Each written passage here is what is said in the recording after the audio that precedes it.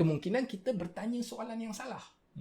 Soalan yang salah, etnik apa, kaum apa, bangsa apa. Itu satu soalan yang mungkin pada zaman tu, 1000 tahun dahulu, bukan sesuatu yang penting. Mungkin ada konsep lain yang lebih penting. Konsep apa kau? Anda sedang mendengar siaran Teh Tarik Podcast dibawa oleh kawahbuku.com. Hai, Assalamualaikum dan salam sejahtera. Bersama lagi kita di dalam Teh Tarik Podcast yang ditarik khas oleh Kawah Buku. Koi 2 minggu aku terlupa untuk sebut terima Teh Tarik Podcast. Koi kan? Jadi minggu ni kita sambung balik. Teh Tarik Podcast yang ditarik khas oleh Kawah Buku. Sama-sama aku Azan Safa, Mat Koi, Nisa dan juga Iskandar Kamil dalam siri Menjadi Malaysia, dan hari ini kita ingin mengucapkan selamat Tahun Baru Cina buat semua kawan-kawan dan juga penonton-penonton kita, pendengar-pendengar kita yang meraihkan hari yang gembira ini. Tak pakai baju merah pula. Patutnya pakai baju Aku merah. Aku ada. Kau Arsenal. Itu merah Arsenal. Apa pun kita mengharapkan kebahagiaan, kita mengharapkan betul. kesenangan untuk kawan-kawan kita yang kemakmuran meraihkan lah, yang berpanjangan. Kemakmuran yang berpanjangan.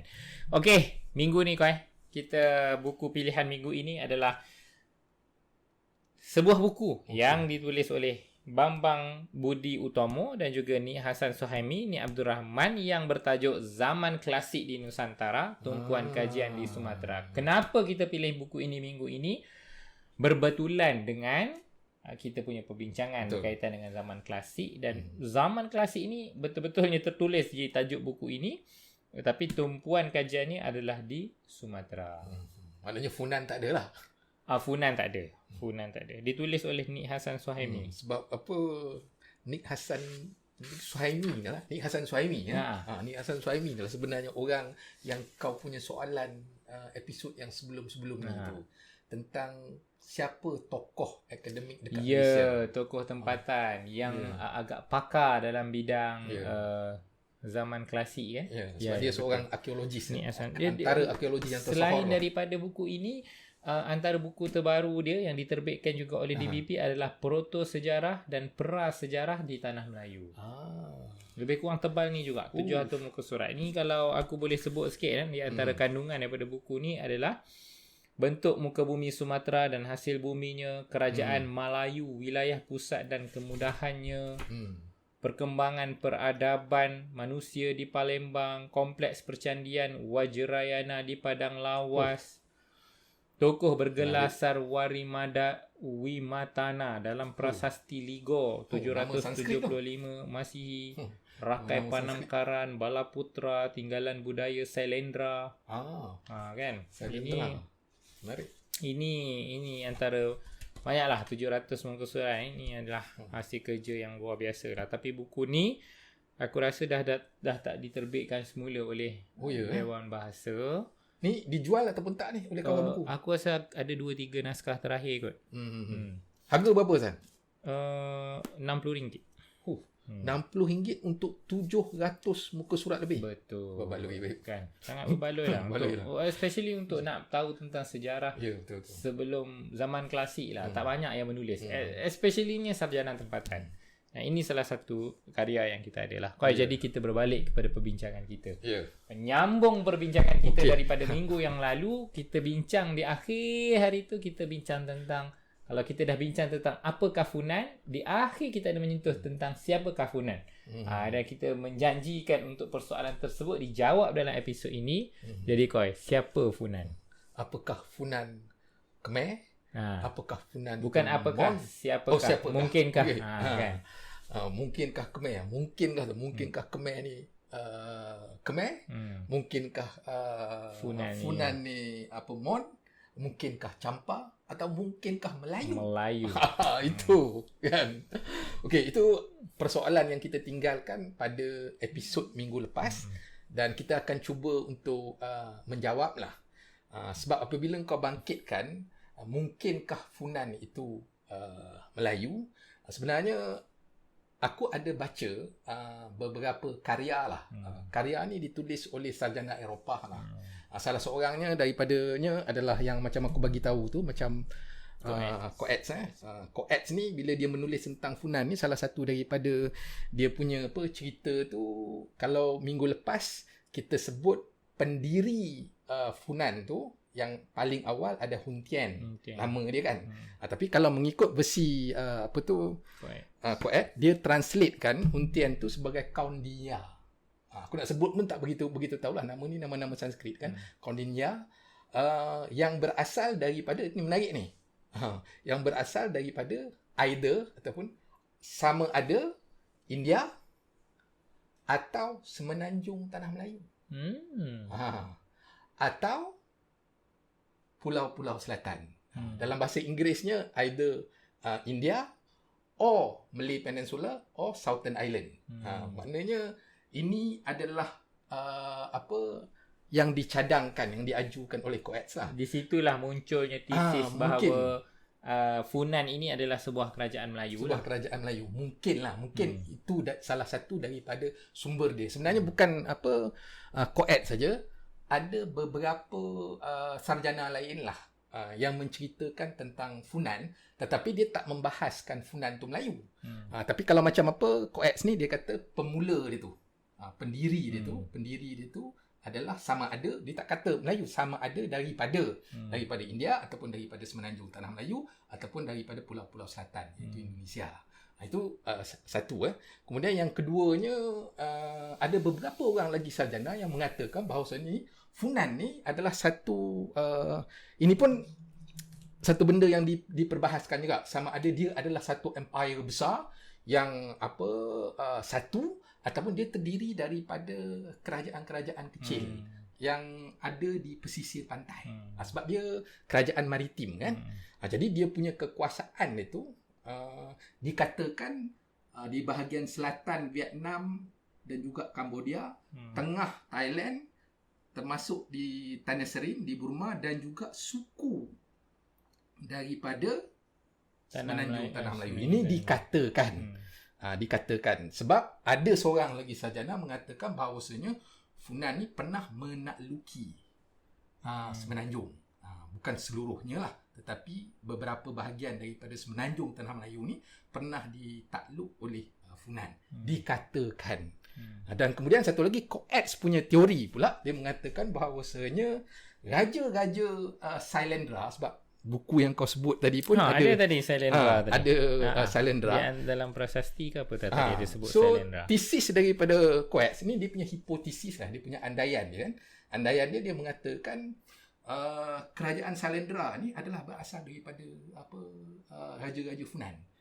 Sebab dia punya hujah dia tu, dia kata Funan ni daripada perkataan Khmer Phnom yang maksud gunung, dan Sailendra ni maksudnya raja gunung. Jadi dia menghipotesiskan, yang ini tak semestinya betul lah. Dia cuma hipotesis yang mengatakan bahawasanya raja-raja Sailendra daripada Sriwijaya ni adalah berasal daripada Funan. Kan, ini andaian.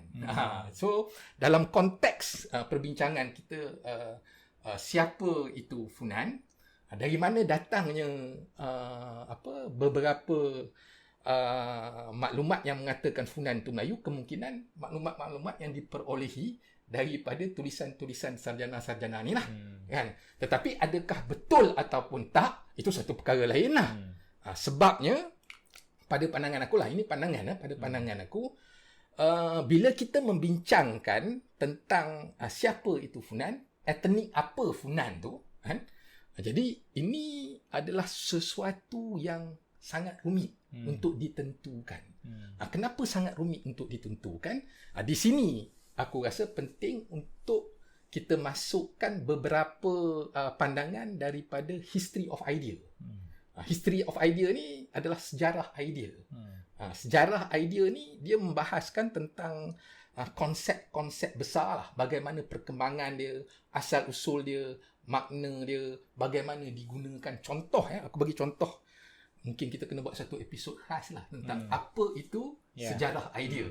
Kan? Aku rasa Azan, sejarah idea boleh memberi sisi pandangannya lah tentang persoalan ini. Maknanya kalau sebelum ni kita dah buat satu ruangan khas untuk historiografi untuk kita memahamkan siri perjalanan menjadi Malaysia kita.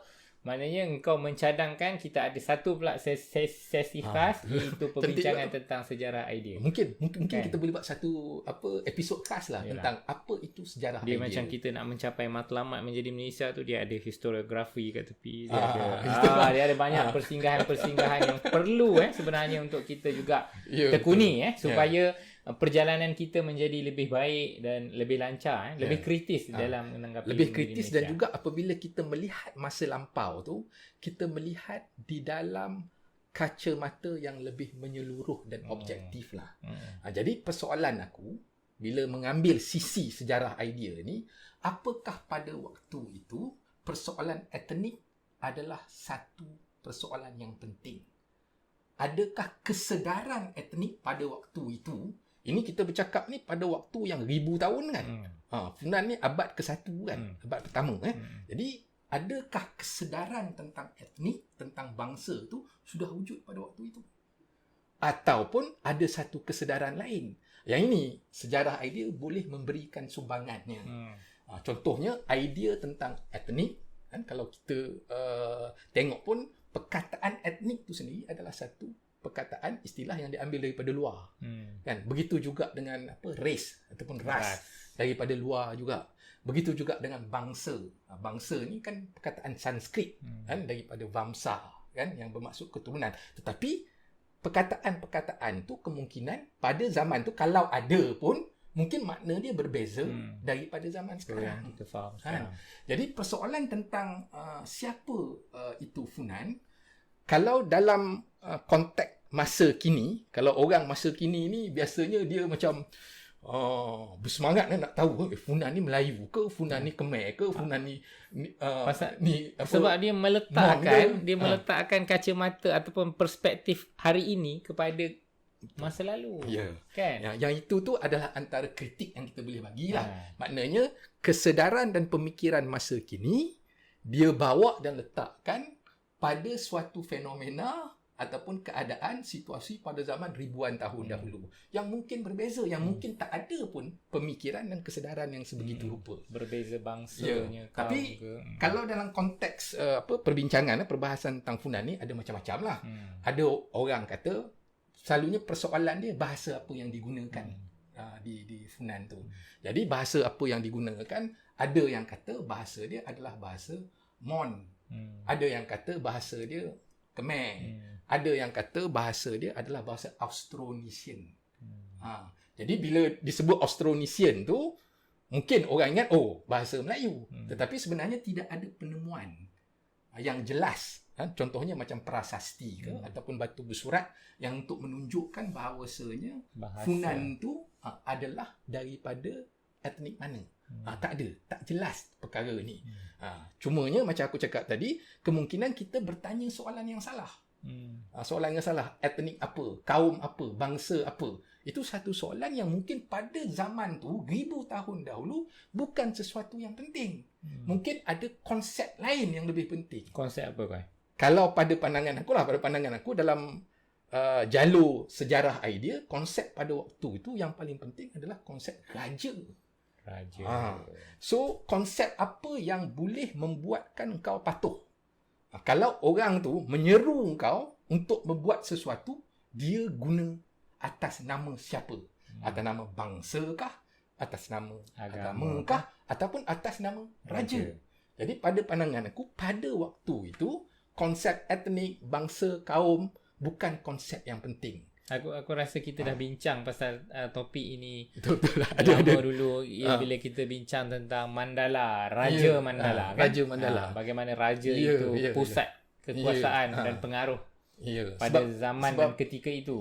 Sebab dia ada konsep-konsep sampingan. Contohnya macam konsep, kalau dalam konsep Melayu lah, derhaka, dia punya daulat, kena tular kan. Jadi Funan ni kemungkinan konsep yang penting bukan etnik, bukan agama, bukan juga